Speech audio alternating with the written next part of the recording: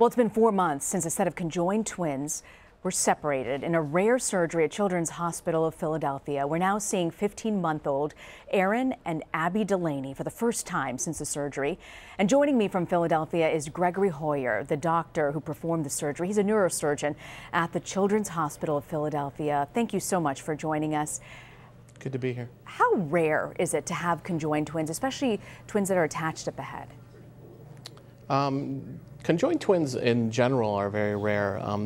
Being what we call craniopagus or conjoined at the head, exceedingly rare.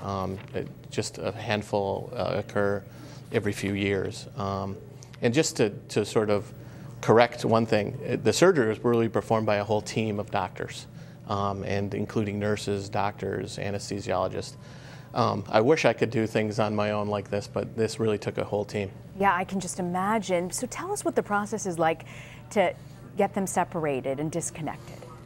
So it really is a process. It wasn't one day, although a lot of the major events occurred during that one separation event. But we tried to prepare ourselves for that by doing surgeries ahead of time. One of the surgeries that we sort of pioneered with Dr. Taylor, my plastic surgery partner, is that we started by distracting the twins apart when they were very, very young in order to gain some separation between the two of them to help our future surgeries be a little bit easier. The next step then was to put expanding devices in to stretch their skin so that we'd have tissue to close over the top once we did separate them. And then ultimately, once they were old enough and to tolerate the surgery, then we did the larger surgery, which was separating them.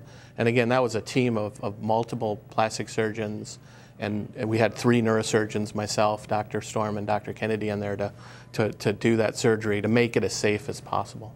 It's fascinating to see that whole map and the way you guys did it. How are they? It's 4 months now. How are little Erin and Abby doing? So yeah, I just saw them the other day. Amazing. I was shocked at how good they were doing. They still have things ahead of them, but just like we were talking earlier, just like a newborn baby, you're always amazed if you haven't seen that baby for a few weeks or a few months at how much they sort of have advanced and developed. And the same is true for these 2 little girls. They've just had an explosion in how they're doing, and a sort of similar note, seeing the parents a little more relieved. Yeah, you see it on their face. Each step, each step they get away from that sort of pretty tough process, I think they're feeling more normal and more natural. So are they out of the woods now? Are there any medical obstacles that still remain for the twins? They still have some future surgeries. A lot of it has to do with the rebuilding the skull, and that can be dangerous. We worry about infection, other problems.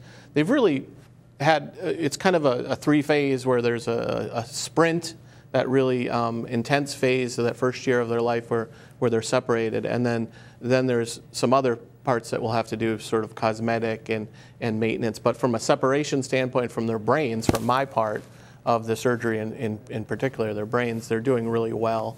And so we'll still have to monitor them, but I don't anticipate them needing any major neurosurgical procedure. They will need more surgery to help rebuild their skulls. Just incredible surgery, an incredible road for these parents and for you, doctor. Congratulations to you and your team. Dr. Gregory Heuer, thank you for joining us. Thank you.